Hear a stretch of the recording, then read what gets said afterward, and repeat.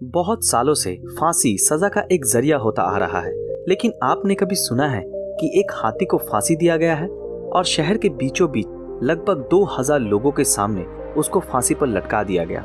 जी हाँ दोस्तों, आज हम बात करने वाले हैं ऐसे ही एक हाथी के बारे में, जिस कहानी को सुनकर आपकी आंखों में आंसू आ जाएगा। ये बात है अमेरिका के टेनिस शहर का, जहाँ पर 40 पार्क्स नाम का एक सर्कस कंपनी था, जिसमें मैरी नाम का एक एलिफेंट था जो वहाँ पर सर्कस दिखाता था। इस समय 40 पार्क्स अमेरिका का एक फेमस सर्कस कंपनी हुआ करता था। ये साल था 1916, जब सब कुछ बहुत ही अच्छे से चल रहा था और इस सर्कस का एक वर्ल्ड फेमस शो भी था जिसका नाम था स्पार्क्स, जिसको देखने के लिए बहुत सारे लोग भी आते थे और जिसके चलते 40 पार्क्स कंपनी बहुत सारा पैसा भी कमा रही थी। इस सर्कस का मेन अट्रैक्शन था मेरी, जिसके खेल को देखने के लिए लोग बहुत दूर से भी आया करते थे। मेरी का वेट 5 टन होने के बावजूद भी वो बहुत ज्यादा उछल कूद और जोश के साथ सभी को सर्कस में खेल दिखाती थी और सभी को आनंद देती थी। उसका अपने केयरटेकर के साथ बहुत ही अच्छा तालमेल भी था, लेकिन एक दिन सर्कस के ओनर के साथ मेरी के केयरटेकर की कुछ प्रॉब्लम हो गई और वो सर्कस छोड़कर चला गया। जिसके बदले सर्कस कंपनी ने एक नया ट्रेनर, जिसका नाम रीड एल्डिक्रो था, उसको मेरी को ट्रेन करने और उसका देखभाल करने के लिए लेकर आए। लेकिन ट्रेनर नया होने के कारण उसको मेरी के साथ एडजस्ट करने में प्रॉब्लम हो रही थी। ये बात सर्कस कंपनी के ओनर को भी पता थी और मेरी भी ट्राई कर रही थी नए केयरटेकर के साथ एडजस्ट करने की, लेकिन वो एडजस्ट नहीं कर पा रही थी और खोया खोया सा रहने लगी थी। कैसे भी करके सर्कस में तो शो मैनेज हो रहा था, लेकिन एक दिन इस सर्कस का एक रोड शो था और जिसमें मैरी भी थी, जो इस शो का एक मेन अट्रैक्शन भी थी। उस दिन उसका केयरटेकर मेरी के ऊपर बैठा हुआ था और मेरी रोड पे चल रही थी। बस रोड शो के कुछ ही समय के बाद मेरी को रोड के दूसरी तरफ खाने का कुछ दिखा और वो रोड शो को छोड़ के रोड के दूसरी तरफ भागने लगी। इस समय मैरी के केयरटेकर उसको कंट्रोल करने की कोशिश कर रहा था, लेकिन मैरी पागलों की तरह उस खाने की तरफ जा रही थी, क्योंकि उसको बहुत सारा बनाना दिख रहा था जिसको वो खाना चाहती थी। आखिरकार मैरी तो थी एक जानवर ही।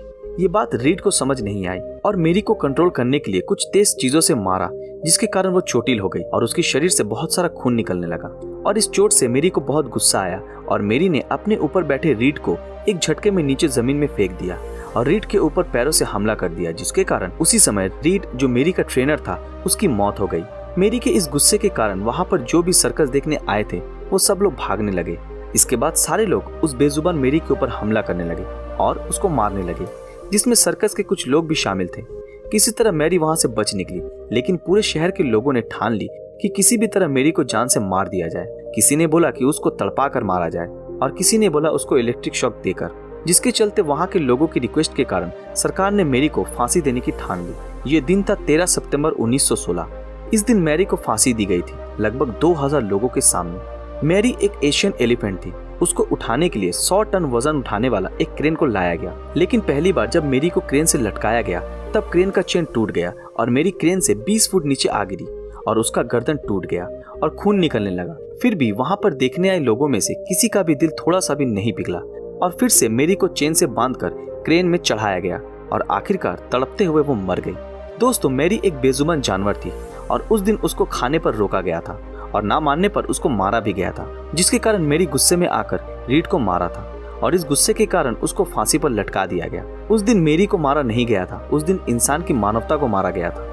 हम इस दुनिया में सबसे ज्यादा इंटेलिजेंट होने के बावजूद भी हमने मेरी जैसे एक बेजुबान जानवर को मार दिया और ये चीज दिखाता है कि इंसान सिर्फ इंसान के बारे में ही सोचता है, किसी और की नहीं।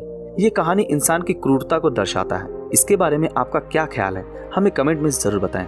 आज की हमारी ये वीडियो आप लोगों को कैसी लगी, हमें कमेंट में जरूर बताएं। अगर आप ऐसे ही और रोमांचक वीडियो देखना चाहते हो तो हमारे इस चैनल को सब्सक्राइब करके बेल आइकन ऑन कर दें। अगर ये वीडियो आप लोगों को अच्छा लगा तो इस वीडियो को लाइक, कमेंट और ज्यादा से ज्यादा शेयर जरूर करें। तो मिलते हैं आपके साथ अगले वीडियो में, तब तक के लिए अलविदा।